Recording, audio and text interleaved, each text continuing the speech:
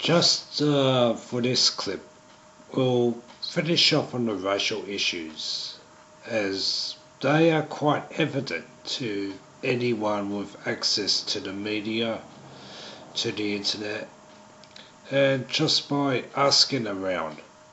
Some things are rumours, but a lot of it is very, very true. And we have to acknowledge, for white people, that there is a civil war amongst us. You have the elite class of people consisted of, say, some aristocrats but not all, celebrities, technocrats, opportunistic politicians, and those in the financial industry such as bankers, stock market speculators, who are the minority. And even if you want to use the description, the one percenters, they are essentially fighting a war against the 99%, because these people want to implement a caste system, and it does seem they want to re-establish the likes of ancient Egypt. That sort of system. And if you do look in history, you look at the Roman Senate, ancient Rome, which made Julius Caesar a deity by an act of their Senate. They voted him to be a god, and thus he was accepted as such, and he was ruling as such. His word was infallible. Still, you have to look at, it's essentially a type of coup, and we see throughout history this has always happened. A very small minority will rule the majority, whether it's due to the power plays and strategies of the 1%, or else a degree of carefreeness or laziness amongst the 99%, which make it acceptable.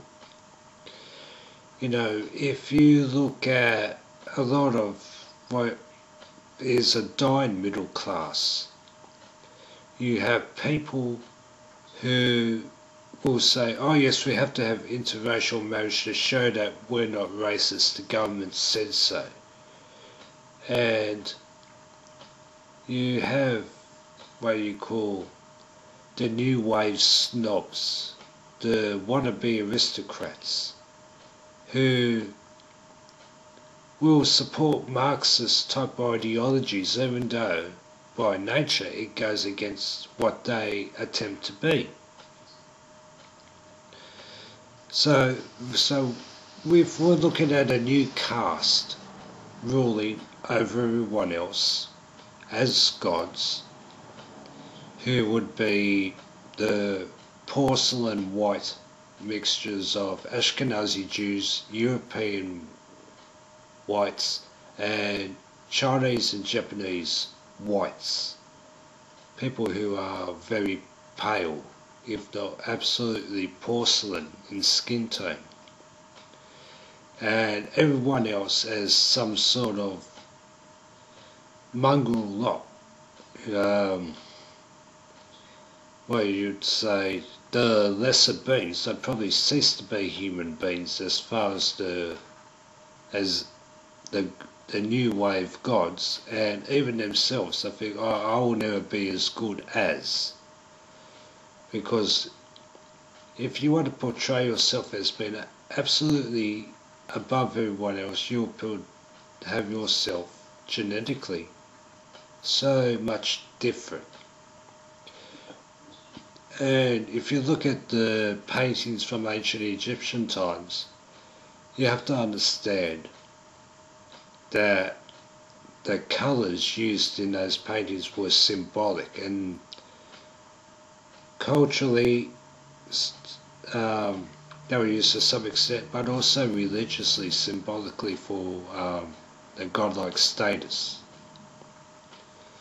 So if we can accept this is what is happening now, we can look at where these people aim for and on whose behalf.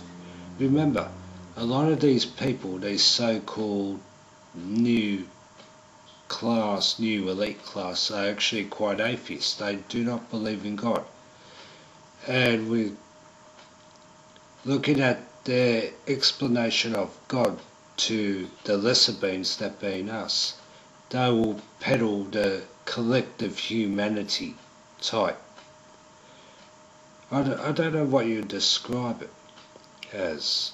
It's like God consciousness spread amongst a multitude of people. So everybody's 0.00001% of this God amongst the human beings. Because remember, these upper class people do not consider themselves to be human beings. They consider themselves to be above that.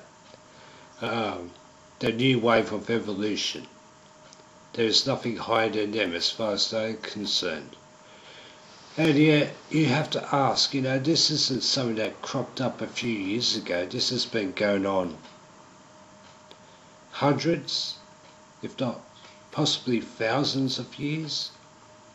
And you have to ask, well, you might want a comfortable lifestyle and you like your children and your grandchildren to be pretty well off.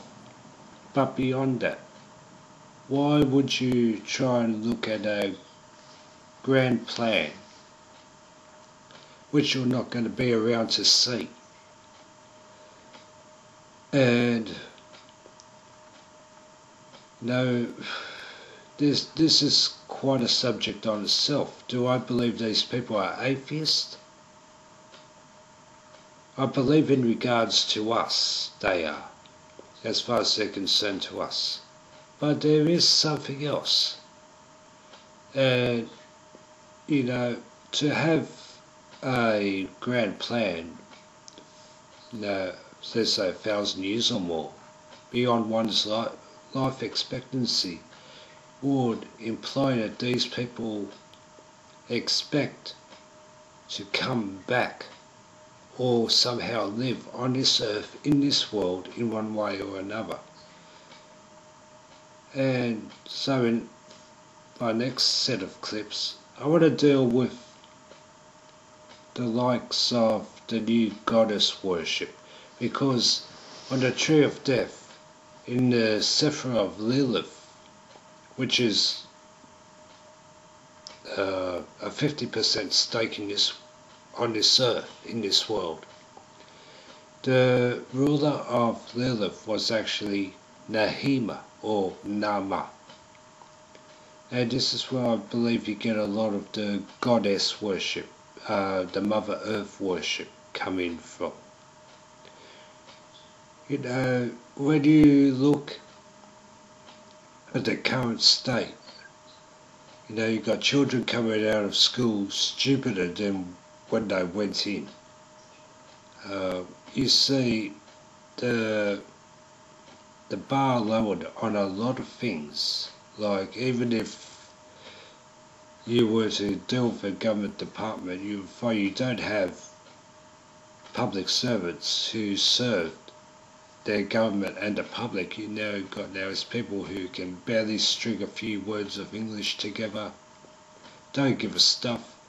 We see the corruption that's become epidemic within governments around the world.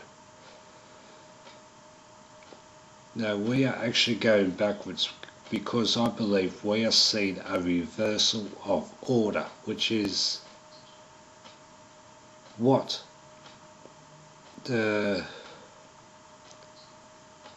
only way that Satan could hope to control this earth is to reverse the order.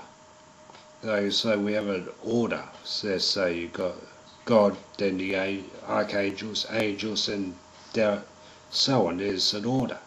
If you reverse that order, everything's up for grabs, and this earth will be lost.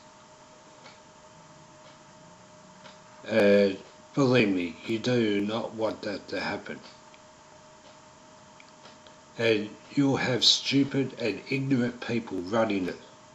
Would you like the likes of Richard Dawkins to decide whether you live or die? You know, this has to be opposed by whatever means necessary. So I'll go a bit more into the explanation of what's up for stake and who's involved.